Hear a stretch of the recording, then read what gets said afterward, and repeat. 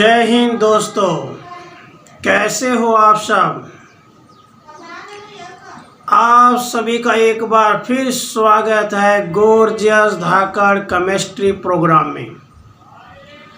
साथियों, आज जो कंसेप्ट मैं आपके सामने पेश करने जा रहा हूं, that is very very very very important for class 12th BSc diploma as well as all competition exam.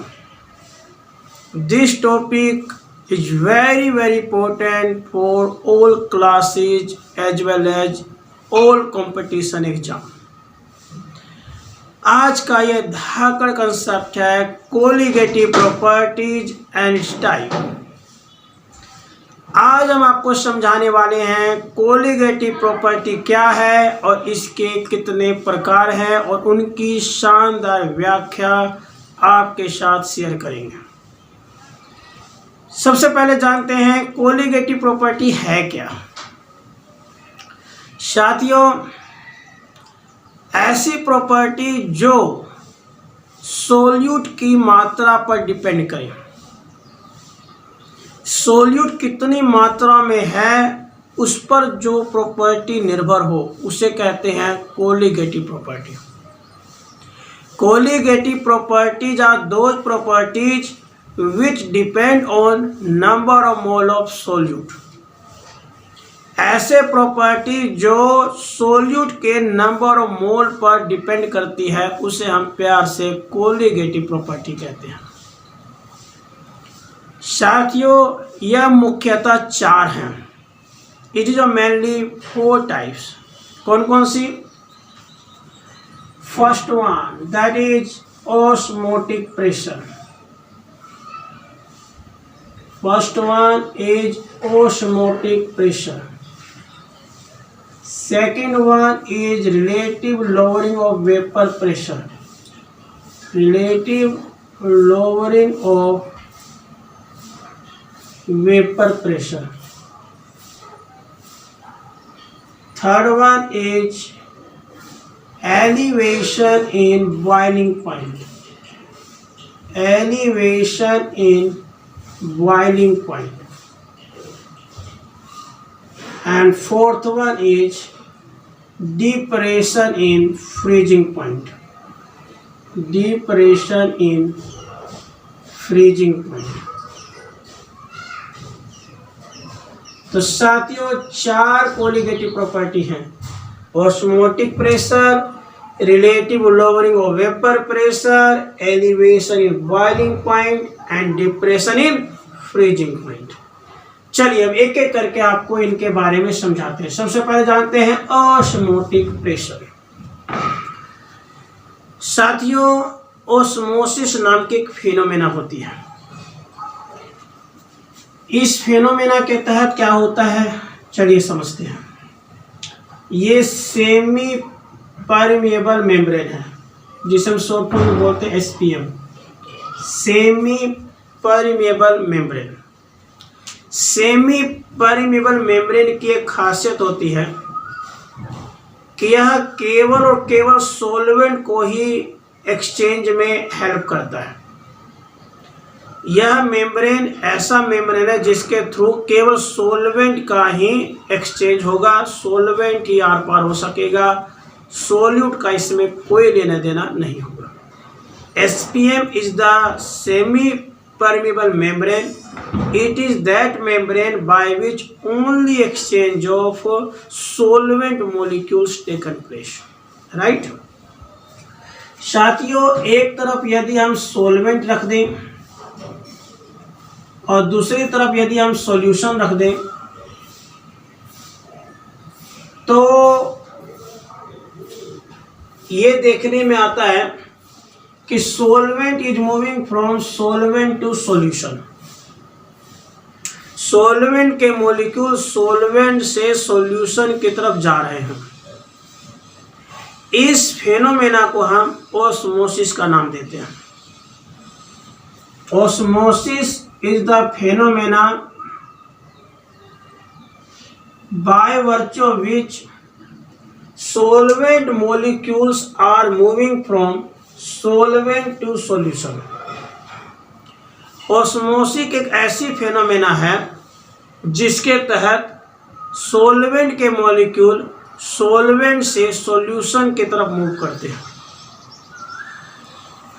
साथियों, यदि हम इस फेनोमेना को रोकना चाहें, हम ये रोकना चाहें कि सोलवेंट से सॉल्यूशन की तरफ ना जाए, तो उस समय जो प्रेशर अप्लाई किया जाता है that is known as osmotic pressure. Osmotic pressure is the pressure which is applied to prevent the movement of solvent molecules from solvent to solution। Simply कहें, ऑस्मोसिस फेनोमेना को रोकने के लिए जो प्रेशर अप्लाई किया जाता है that is osmotic pressure. Osmotic pressure is the pressure which is required to prevent the phenomena of osmosis. तो सिंपली बात यह है कि ऑस्मोटिक प्रेशर वो प्रेशर है जिसके द्वारा सॉल्वेंट का जो सॉल्यूशन की तरफ मूवमेंट हो रहा था वो रुक गया। साथियों, यह ऑस्मोटिक प्रेशर मुख्यतः दो बातों पर निर्भर करता है। ऑस्मोटिक प्रेशर को मुख्यतः पाई से डिनोट करते हैं। तो ऑस्मोटिक प्रेशर दो बातों पर निर्भर करता है। पहला, कंसंट्रेशन। जितना सॉल्यूशन का कंसंट्रेशन ज्यादा होता है उतना ही ऑस्मोटिक प्रेशर ज्यादा होता है। Larger the concentration of solution larger is the osmotic pressure. जितना कंसंट्रेशन ज्यादा होता है उतना ही ऑस्मोटिक प्रेशर ज्यादा होता है। दूसरी बात, यह डिपेंड करता है टेम्परेचर पे। जितना टेम्परेचर ज्यादा होगा ऑस्मोटिक प्रेशर उतना ही ज्यादा होगा।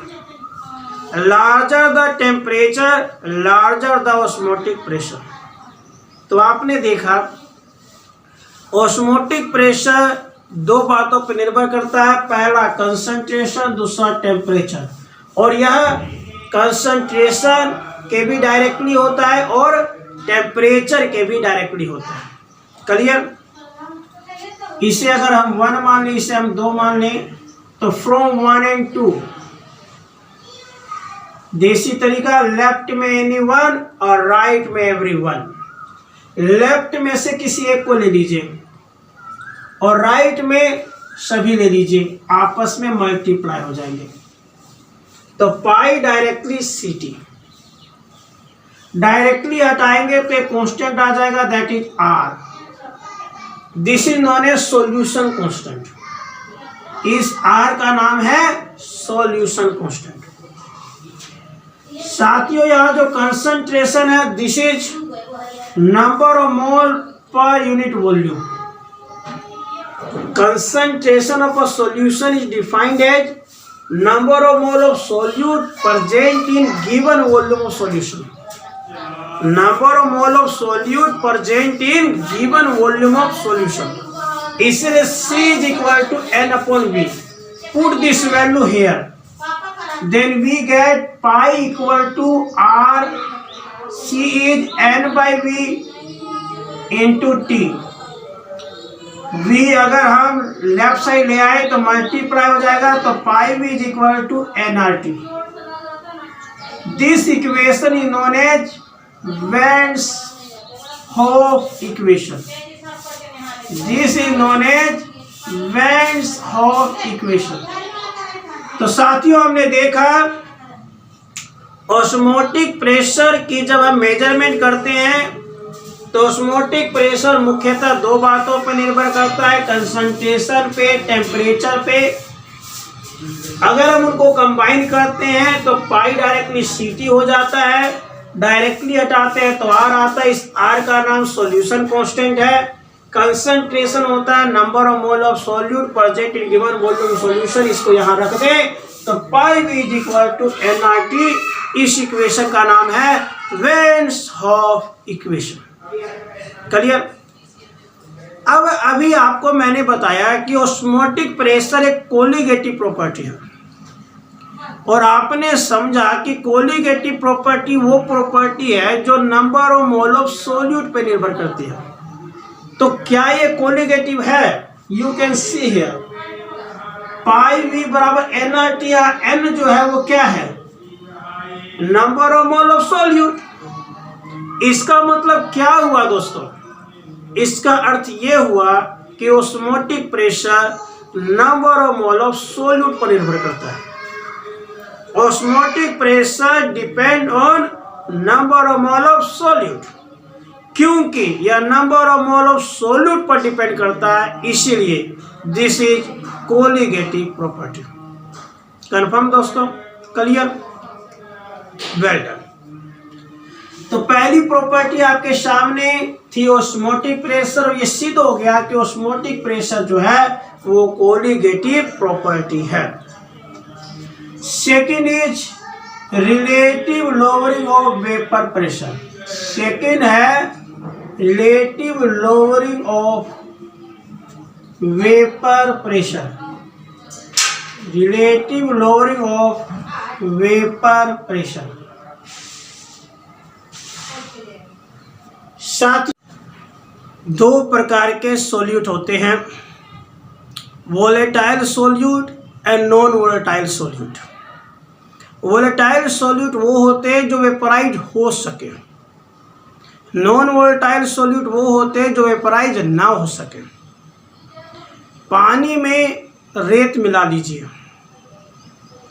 उदाहरण के तौर पर पानी में रेत मिला लीजिए, रेत पानी में घुल सकेगा क्या? नहीं ना। इसका मतलब रेत यहाँ नॉन वोलेटाइल सोल्यूट है।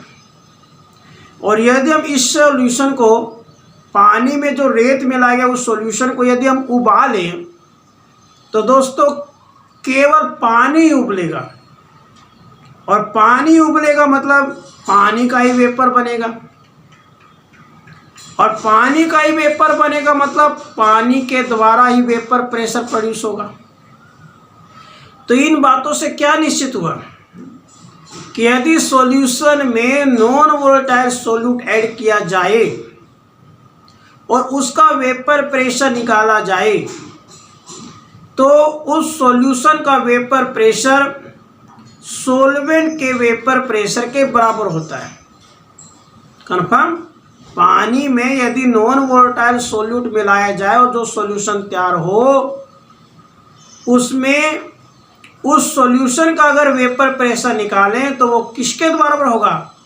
सोलवेंट के वेपर प्रेशर के बराबर होगा। क्लियर? यही बात रोल्ट जी ने कही है। According to Raoult's law for non volatile solute, non volatile solute के लिए रोल्ट जी ने एक लॉ दिया। वो कहते हैं वही बात जो मैंने बताई। रोल्ट जी कहते हैं कि सॉल्यूशन का जो वेपर प्रेशर होगा वो सोलवेंट के प्रेशर के बराबर होगा। ये मैंने बताया ना, पानी में अगर नॉन वोलेटाइल सोल्यूट डालोगे तो केवल सोलवेंट का ही वेपराइज होगा, और सोलवेंट का वेपर प्रेशर जो बना वही सॉल्यूशन का वेपर प्रेशर होगा। रोल्ट जी ने वोलेटाइल सोल्यूट के लिए भी एक लॉ दिया है। क्या लॉ दिया है जी? वोलेटाइल सोल्यूट के लिए रोल्ट जी कहते हैं कि यदि आप सोलवेंट का प्रेशर निकालना चाहते हो तो that is equal to mole fraction of solvent multiply by vapour pressure of solvent at pure state. Volatile solute के लिए रोल्ट जी ने बताया कि सोलवेंट का वेपर प्रेशर अगर हम निकालना चाहते हैं that is equal to mole fraction of solvent multiplied by vapour pressure of solvent at pure state.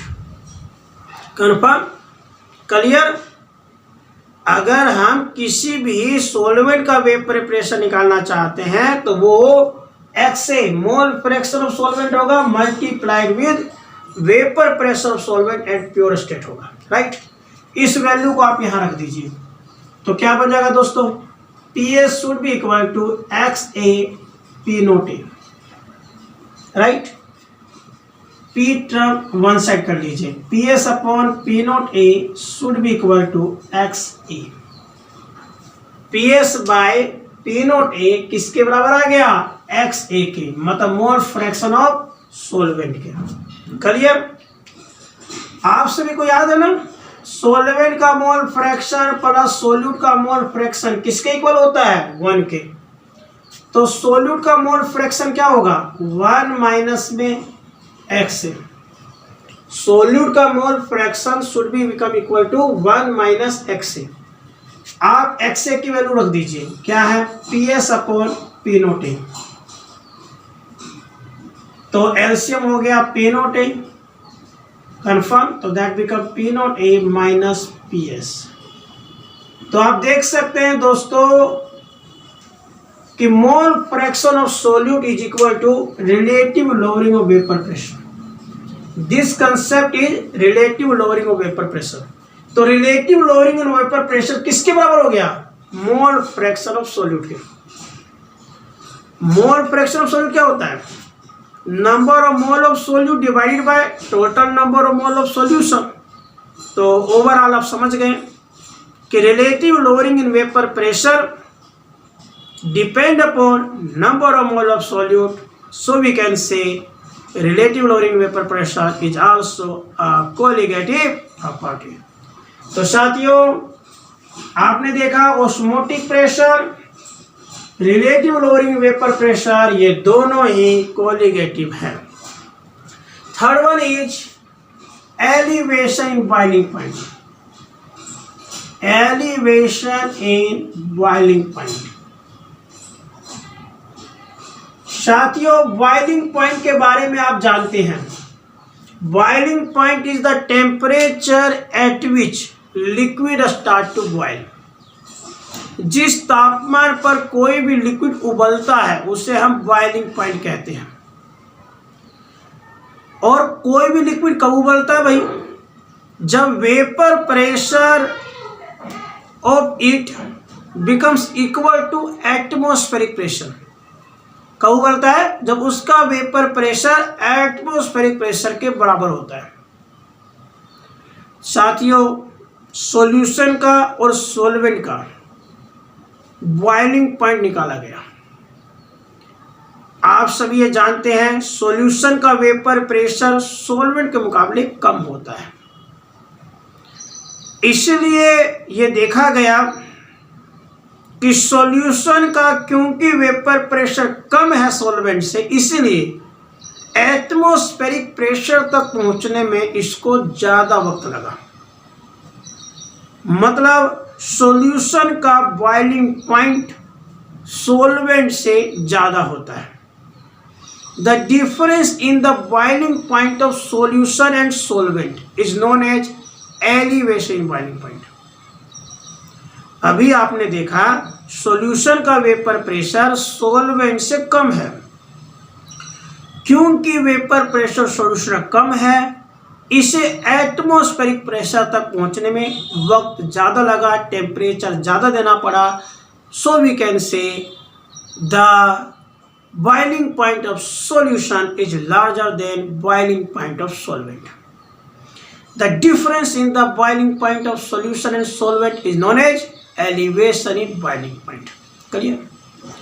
और साथियों एलिवेशन इन बॉइलिंग पॉइंट जो है वो डायरेक्टली होता है किसके, मोलरिटी के, जो हम प्रीवियस लेक्चर में आपको सिखा चुके हैं।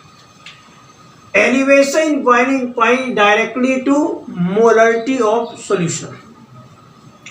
मोलरिटी का मतलब क्या होता है, number of mole of solute, number of mole of solute present in 1000 gram of solvent.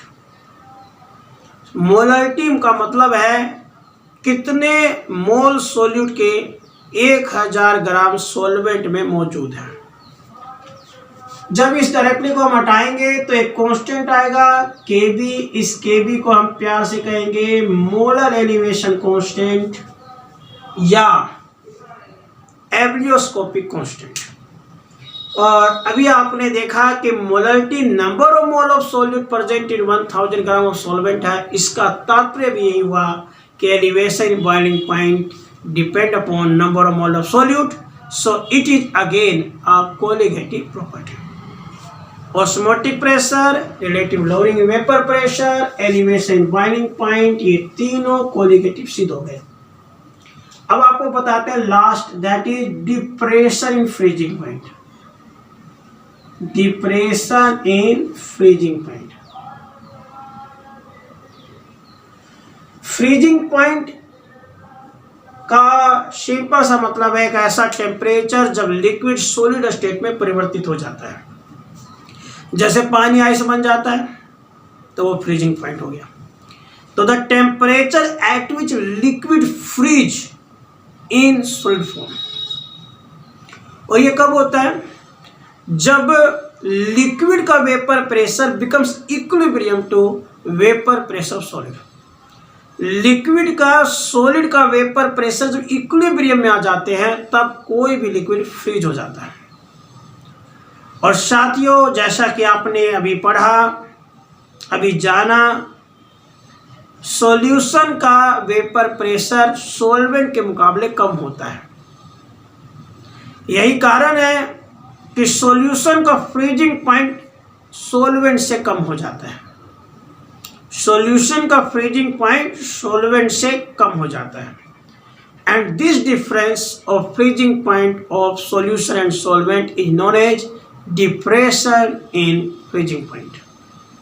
और इसको भी एक्सपेरिमेंटली जांचा गया तो पाया कि यह मोलरिटी के डायरेक्टली प्रोपोर्शनल है। मोलरिटी के डायरेक्टली प्रोपोर्शनल है। मोलरिटी यहाँ number of mole of solute present in 1000 gram of solvent है। क्योंकि ये मोलरिटी के डायरेक्टली है, इससे ये निश्चित हो गया कि यह number of mole of solute पर निर्भर करता है। इस डायरेक्टली को हटाएंगे तो कांस्टेंट आ जाएगा, दैट इज केएफ। इस केएफ को कहते हैं मोलर डिप्रेशन कांस्टेंट और प्यार से क्रायोस्कोपिक कांस्टेंट भी कहा जाता है। तो साथियों, आप चारों प्रॉपर्टी को जब हम ध्यान से देखें, ऑस्मोटिक प्रेशर वो भी number of mole of solute पे डिपेंड करता है। रिलेटिव लोअरिंग प्रेशर वो भी XB के बराबर, मतलब वो भी number of mole of solute पे डिपेंड करता है। Elevation boiling point directly M हुआ, मतलब मोलरिटी के डायरेक्टली है, मतलब number of mole of solute पे डिपेंड करता है। डिप्रेशन फ्रीजिंग पॉइंट ये भी डायरेक्टली है M के, मोलरिटी के, मतलब ये भी number of mole of solute पे डिपेंड करता है। तो ये चारों ही जो बातें बताई गई, ये चारों ही कोलिगेटिव है, क्योंकि चारों ही number of mole of solute पे डिपेंड करते हैं। तो मुझे विश्वास है कि आपको आज का ये शानदार कंसेप्ट समझ में आ गया होगा। आप पूरे जोश और जज्बे के साथ अपने पढ़ाई को जारी रखें। याद रखिए, जो मेहनत करता है वही आगे बढ़ता है। अपने करियर को संवारें, अपने आप को करियर पथ पर आगे बढ़ते चलें। आप delta TB directly M, delta TF directly M कैसे है ये जानना चाहेंगे। हालांकि मैंने पहले भी बताया है आपको, लेकिन फिर और विस्तार से इसके एक्सप्रेशन को आपके सामने ड्राइव करके रखेंगे।